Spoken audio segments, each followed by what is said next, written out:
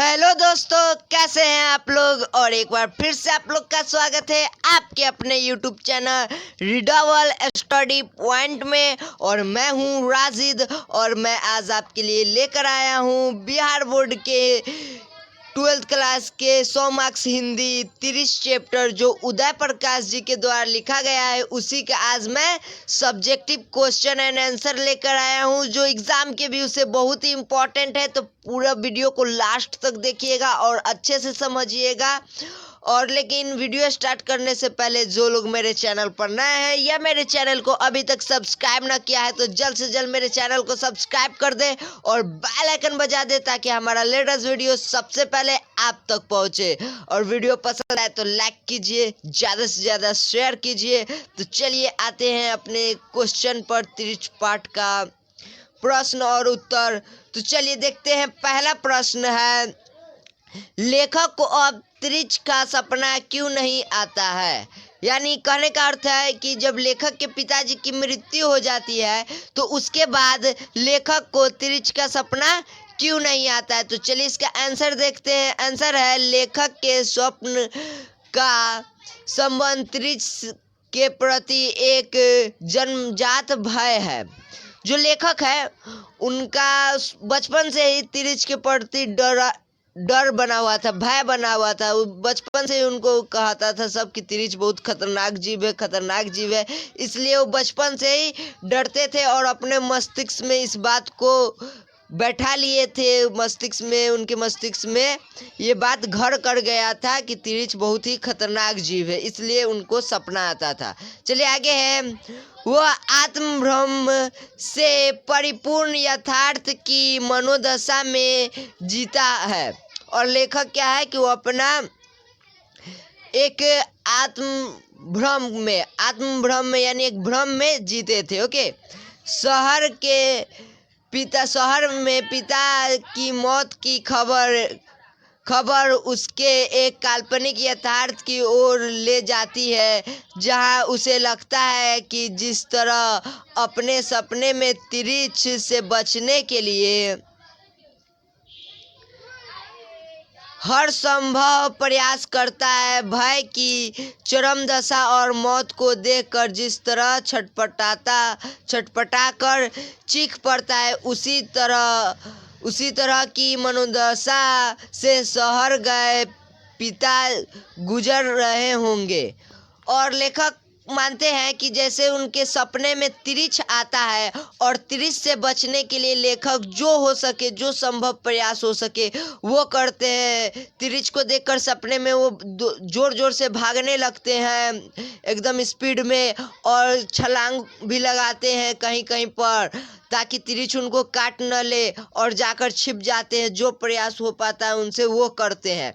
तो लेखक कहते हैं कि जैसे मैं अपने सपने में अंतरिक्ष से बचने के लिए जितना संभव हो सके उतना काम करता है, वैसे ही पिताजी भी जब शहर गए थे तो वो भी अंतरिक्ष के जहर से और धतूरा के नशा से बचने के लिए वैसा ही प्रयास किए होंगे। ओके, चलिए फिर आगे क्या है, आगे देखते हैं। अंतरिक्ष से जुड़े मिथ को मिटाने के लिए जंगल में जाता है, वह स्वयं अंतरिक्ष को मार देता है। पिताजी फिर भी मर जाते हैं लेकिन अब उस मनोदशा के बाहर आ चुका है, अतः उसे अंतरिक्ष का सपना नहीं आता है। और जब अंतरिक्ष को पिताजी मार देते हैं जंगल में तो सब लोग कहते हैं कि अरे अंतरिक्ष का जो लाश है उसको जलाना जरूरी है, नहीं तो उसके आंख में मारने वाला का फोटो रहता है, चित्र बना हुआ रहता है, और उसका दोस्त या रिश्तेदार अंतरिक्ष का आपको मारने आएगा, या अंतरिक्ष रात के ओस में जिंदा हो जाता है तो तब वो भी आ सकता है आपको मारने। तो इसलिए जंगल में लेखक अपने दोस्त थानू के साथ जाते हैं अंतरिक्ष का लाश जलाने। तो वहाँ पर वो उनको जला देते हैं, लेकिन फिर भी शाम होते होते पिताजी की मृत्यु हो जाती है, और तब लेखक इस मनोदशा से बाहर आ जाते हैं और उस कारण लेखक को अंतरिक्ष का सपना नहीं आता है। ओके, तो चलिए हो गया। अब दूसरा क्वेश्चन देखते हैं। दूसरा क्वेश्चन है, अंतरिक्ष या अंतरिक्ष होगा, अंतरिक्ष क्या है कहानी में, यह किसका प्रतीक है या अंतरिक्ष किसका प्रतीक है। ओके, ये क्वेश्चन है। अंतरिक्ष क्या है, यह कहानी में किसका प्रतीक है? ओके, तो जानते हैं इसका आंसर।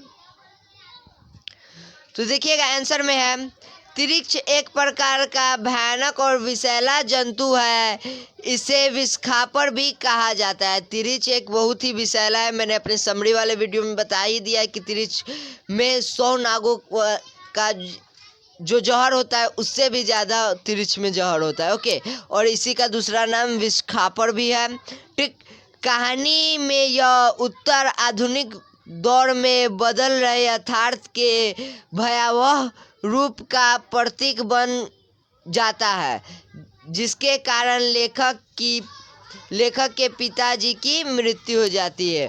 और ये जो तिरिच है ये कहानी में एक बहुत ही भयानक पात्र, एक भयानक रूप ले लेता है, जिस कारण लेखक के पिताजी की मृत्यु हो जाती है तिरिच के करने से। चलिए आगे है, तिरिच के बारे में लोगों का अलग अलग विचार है। लोगों के अनुसार एक बार किसी व्यक्ति को तिरिच काट लेता है तो 24 घंटे के अंदर उसकी मृत्यु हो जाती है। ओके, तो ये सब था तिरिच का परिचय, तिरिच क्या है और किस प्रतीक के रूप में इसको बताया गया है, ये सब मैंने बता दिया इस आंसर में। ओके, चलिए तीसरा प्रश्न देखते हैं। तीसरा प्रश्न है, तिरिच लेखक के सपने में आता था और वह इतनी परिचित आंखों से देखता था कि लेखक अपने आप को रोक नहीं पाता था। यहाँ परिचित आंखों से क्या आशय है?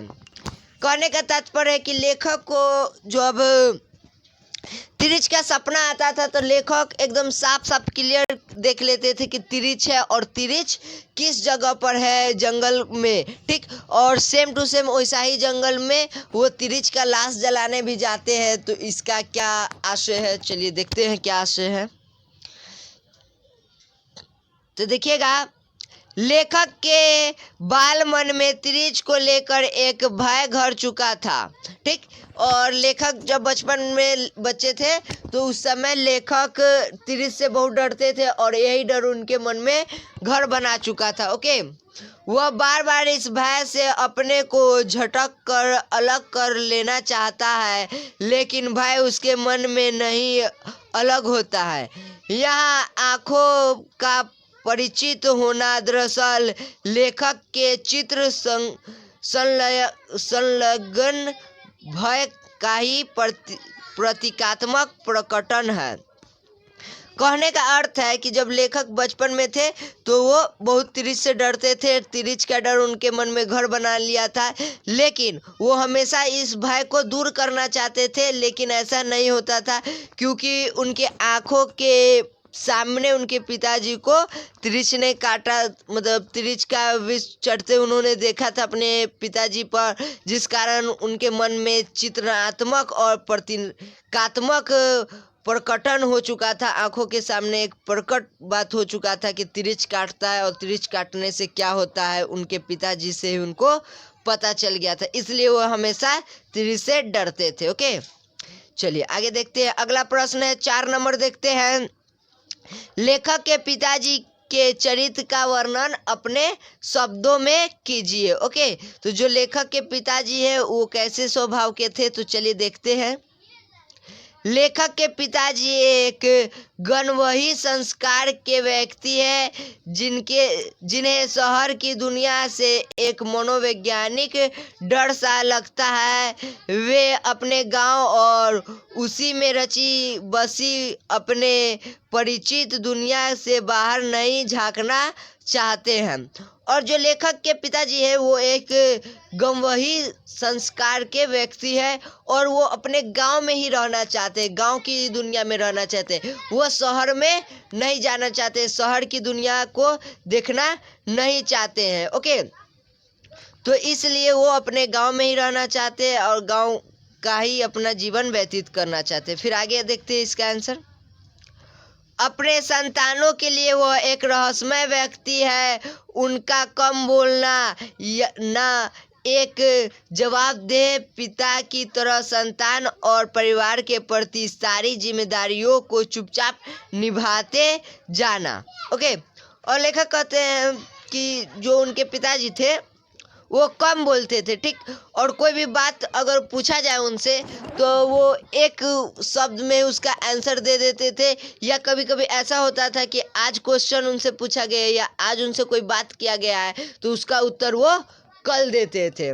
ऐसे स्वभाव के व्यक्ति थे। और घर में कोई भी बात है तो उस बात को अपना चुपचाप करते रहना, अपना जिम्मेदारी को चुपचाप निभाते रहना, ऐसे हुए व्यक्ति थे। ओके, फिर आगे है, लेखक के अनुसार उन्हें उनके जीवन की सुरक्षा करने वाले अवैध किले के रूप में प्रकट करता है। बच्चे पिता से भयभीत भी है लेकिन अगाध प्रेम भी करते, और ये ज़्यादा चुपचाप रहते थे जिस कारण बच्चे भी थोड़ा इनसे डरते थे, लेकिन इनसे प्रेम भी बहुत ज़्यादा ही करते थे। ओके, तो चलिए अगला प्रश्न देखते हैं। अगला प्रश्न है 5वां नंबर।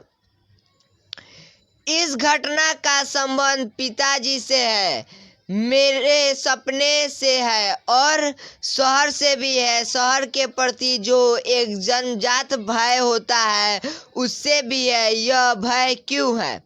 लेखक कहते हैं कि जो मेरा ये जो कहानी में जो लिख रहा हूँ, ये जो घटना मैं बता रहा हूँ, वो तो मेरे पिताजी से संबंधित है ही है, साथ में मेरे सपने और शहर का जो नियम है, शहर का नियम जो भय है उससे भी है। ओके, तो चलिए इसका आंसर देखते हैं। आंसर है, आधुनिक समय में जबकि तीव्र भौतिकवादी विकास के लिए शहर और गांव के बीच एक अंतराल पैदा कर दिया था, वहां गई जीवन शैली और संवेदनाओं का अभ्यस्त व्यक्ति अजनबियत का शिकार हो जाता है।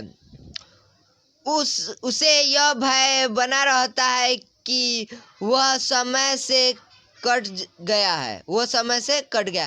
कहने का अर्थात है कि आजकल का जो आधुनिक युग चल रहा है जिसमें भौतिकवादी विकास कर रहा है, वहाँ अगर शहर और गांव की जिंदगी देखे जाए तो उस दोनों में बहुत ही बड़ा अंतराल आ चुका है।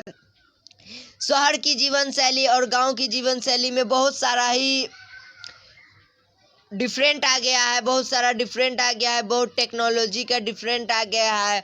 और अगर कोई गांव से शहर में जाता है तो वो एक अजनबी के तरह रहता है और अजनबी का शिकार बन जाता है। लोग उसका फायदा उठा लेते हैं और उनको ऐसा मालूम चलता है कि वो समय से कट गए हैं, यानी पीछे छूट गए समय से। ओके, फिर आगे देखते हैं।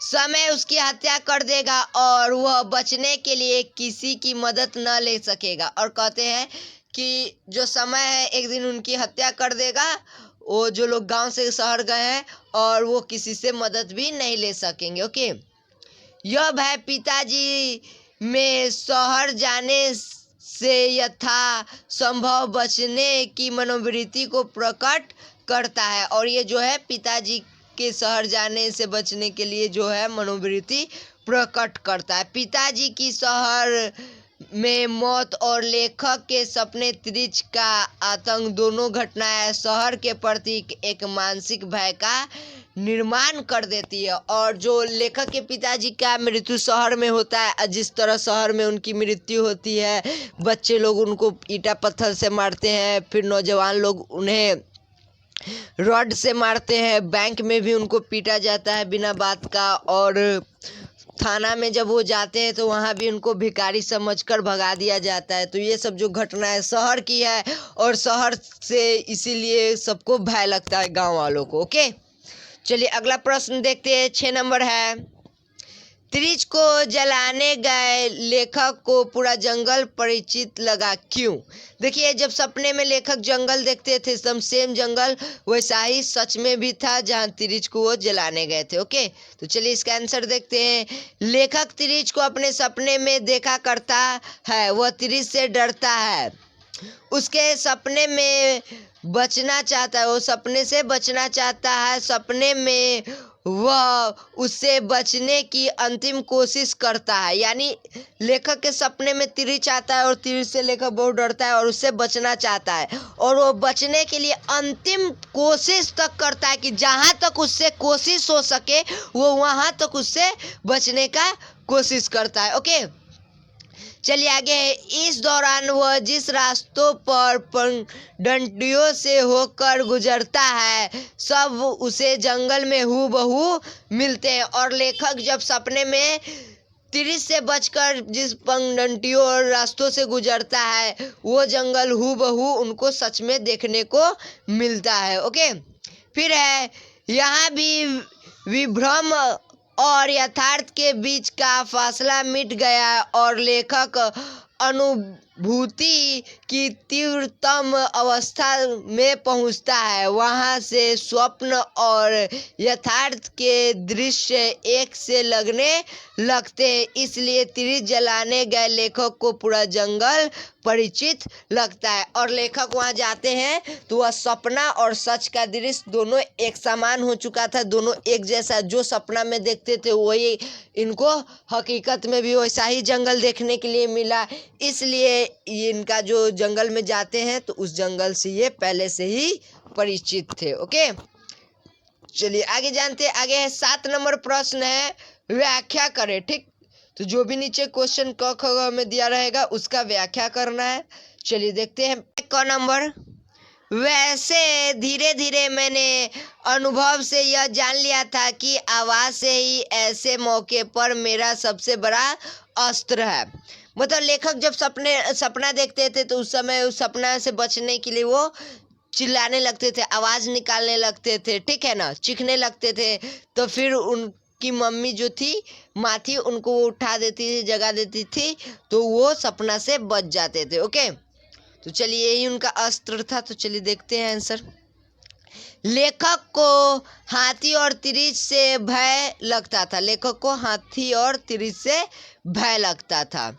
स्वप्न में अक्सर उसे भय की चरम अवस्था तक ले जाता था।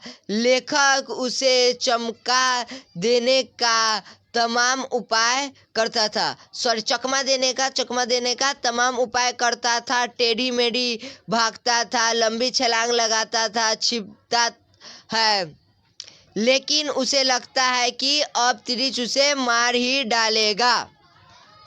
जो लेखक है वो सपने में तिरिच को देखते हैं और वो हमेशा तिरिच से बचने का प्रयास करते हैं, उससे चकमा देने का प्रयास करते हैं और तमाम उपाय लगाते हैं कि वो तिरिच से बच जाए।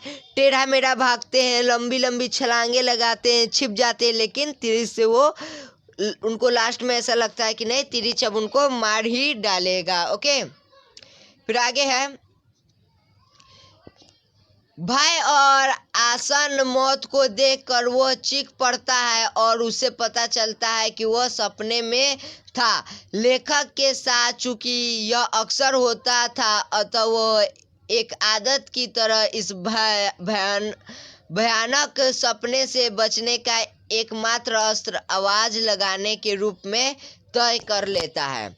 और लेखक को जब बाद में वो भय से चिल्लाने लगता है, चीखने लगता है, तब उसको पता चलता है कि वो सपना में है। तो वो उसको हमेशा ये सपना आता था, तो वो एक आदत बना लिया था कि अपना एक अस्त्र शस्त्र बना लिया था कि मुझे अगर सपना में इस तिरिच से बचना है तो मुझे आवाज लगाना पड़ेगा, चीखना पड़ेगा। ओके, चलिए ख नंबर देखते हैं। ख नंबर क्या है।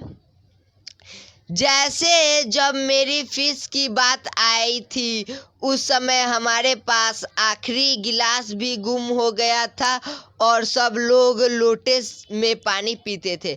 लेखक के जो घर का आर्थिक स्थिति था वो बहुत ही खराब था, ठीक, और लेखक के घर में उतना फैसिलिटी नहीं था कि सब के लिए अलग अलग गिलास या कुछ भी बर्तन हो, ठीक है ना, वो सब एक ही साथ करते थे, खाते पीते थे। और कभी पैसा का जरूरत पड़ता था तो घर का बर्तन भी बेच देना पड़ता था, ठीक, तो यही बात है। चलिए देखते हैं। लेखक परिवार के आर्थिक तंगी का जिक्र करता है। वह सांकेतिक रूप में बताता है कि परिवार के विभिन्न जरूरतों को पूरा करने के लिए घर की सामग्री को बेचा जाना भी एक रास्ता था। लेखक का जो घर का आर्थिक स्थिति था बहुत ही तंगी था, और वो बताते हैं कि घर का कुछ पूर्ति के लिए यानी अनाज खरीदने के लिए कभी कभी घर का बर्तन बासन भी बेच देना पड़ता था, कुछ एक्स्ट्रा बर्तन। ओके, लेखक के फीस देने की स्थिति में घर में सामान्यतः प्रयोग की जाने वाली सामग्री गिलास भी नहीं थी, और जब लेखक को फीस जमा करना था स्कूल में तब उनके घर में एक जो गिलास होता है ना, गिलास तक नहीं था, सब लोटे से ही पानी पीते थे। देखिए यहाँ सभी लोग लोटे में ही पानी पीते थे। तात्पर्य यह है कि परिवार की जरूरतों के अनुकूल आर्थिक हैसियत नहीं थी, और जो परिवार के हैसियत था, परिवार में लोग थे, उसके हिसाब से जरूरत के सामान उतनी नहीं थे। सब कुछ सबके लिए और पर्याप्त मात्रा में सहजता से उपलब्ध हो सके ऐसा कोई भी बात उनके घर में नहीं था। ओके, चलिए ग नंबर देखते हैं। ग नंबर है, आश्चर्य था कि इतने लंबे अरसे से उसके अड्डे को इतनी अच्छी तरह से जानने के बावजूद कभी दिन में आकर मैंने उसे मारने की कोशिश नहीं की थी। देखिए लेखक को जब सपना में तिरिच आता था तो तिरिच कहाँ है ये सब लेखक जानते थे, ठीक। और जब उसको जलाने गए तो सच में वो ऐसा चीज उनको देखने को मिला, सेम जंगल सेम जगह। तो वो बोलते हैं कि मैं तो उसका अड्डा जानता था तिरिच का, मैं चाहता तो दिन में आकर तिरिच को मार देता, लेकिन मैंने ऐसा कोशिश नहीं किया। क्यों? तो चलिए देखते हैं। लेखक थानू के साथ जंगल में उससे मरे हुए तिरिच को जलाने जाता है, क्योंकि उसने सुन रखा था कि मरे हुए जानवर की आंखों में मारने वाला का चित्र अंकित हो जाता है। और लेखक सुने हुए थे कि जो भी कोई तिरिच या कोई भी जानवर को मारेगा तो उसके आंख में मारने वाला का चित्र अंकित हो जाता है। और तिरिच के बारे में एक और बात सुना था कि तिरिच जो है कि रात को ओस में उसका लाश पर ओस पड़ता है तो वो जिंदा हो जाता है। ओके, तो इस डर से लेखक उसे जलाने जाते। ओके, और उसका साथी मारने वाले से बदला लेता है, और अगर वो मर गया और उसके आंख में उसका साथी देख लेता है मारने वाले का चित्र तो वो उसको मारने के लिए पहुंच जाता है उसका साथी। ओके, लेखक चूंकि सपने में इसी तरह से लड़ता भिड़ता हारता भागता और अस्त होता हुआ जूझा करता था, यानी लेखक हमेशा इसी तरह से लड़ता था और भिड़ता था और हार कर भागना भी पड़ता था लेखक को। फिर आगे है, अतः स्वप्न में वह परिवेश उसके लिए चिर परिचित हो जाता है। लेखक उसी जंगल में पहुंचता है तो उसे आश्चर्य होता है कि यह जगह तो उसके सपने में आती रही है, मुझे तो दिन में ही आकर उसे मार देना चाहिए था। और लेखक फिर बोलते हैं, जंगल में जब थानू के साथ जाते हैं तो देखते कि अरे ये सेम टू सेम जंगल है, तो मुझे तो यहाँ आकर पहले ही तिरिच को मार देना चाहिए था, दिन में मैं आकर मार देता तो आज पिताजी को वो नहीं काटता और मेरा सपना भी खत्म हो जाता। ओके, तो ये इतने प्रश्न थे जो बहुत ही इम्पोर्टेंट थे एग्जाम के व्यू से। तो इस पूरे प्रश्न को अच्छे से देखिएगा और अच्छे से याद कर लीजिएगा। ओके, और वीडियो पसंद आए तो लाइक कीजिए, ज़्यादा से ज़्यादा शेयर कीजिए, और जो लोग मेरे चैनल पर नए हैं या मेरे चैनल को अभी तक सब्सक्राइब न किया है तो जल्द से जल्द मेरे चैनल को सब्सक्राइब कर दे और बेल आइकन बजा दे ताकि हमारा लेटेस्ट वीडियो सबसे पहले आप तक पहुंचे। ओके, तो thank you for watching this video. Good bye, जय हिंद।